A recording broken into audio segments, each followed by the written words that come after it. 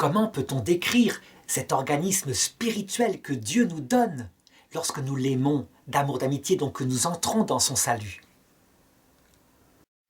Je l'ai dit, ce salut est un amour d'amitié pour Dieu. Et donc, à la base, c'est impossible, parce que nous ne sommes pas de la même nature que Dieu. On ne peut pas aimer un tel être.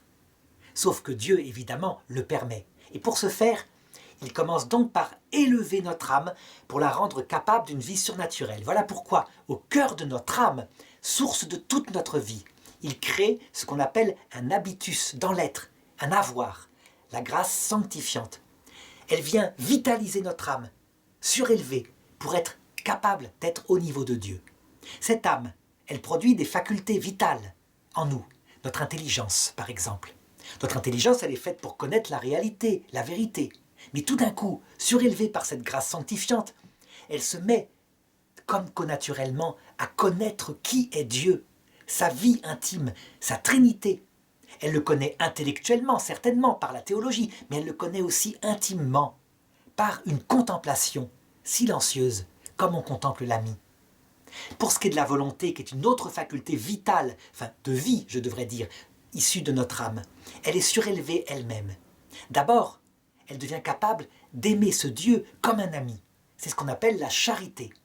Et ensuite, parce que c'est une vraie amitié, elle désire le voir, le posséder, le toucher.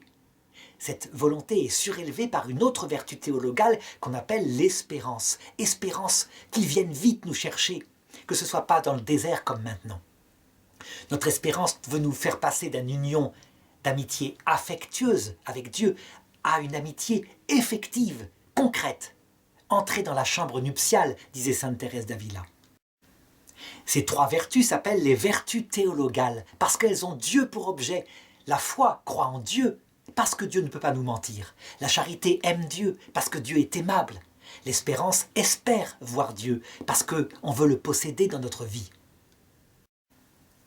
Eh bien, cet organisme-là est sans arrêt rendu vivant par ce qu'on appelle une grâce actuelle. Ça veut dire que Dieu ne cesse de nous attirer à lui. Et du coup, l'amour s'exerce comme une tension vers lui qu'on aime de tout son cœur.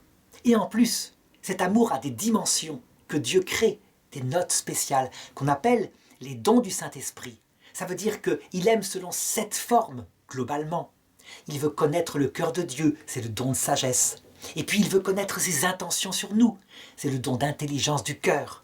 Et puis il veut connaître toute la création qu'il a faite pour mieux l'aimer, c'est le don de science. Et puis il veut connaître ses volontés pour les appliquer, c'est le don de conseil. Et puis il veut l'aimer avec force, face aux obstacles, c'est le don de force produit par l'amour. Et puis il veut l'aimer tendrement, c'est le don de piété. Et enfin, il a peur de l'offenser, de ne pas être à la mesure de ce qu'il faudrait l'aimer. C'est le don de crainte chaste.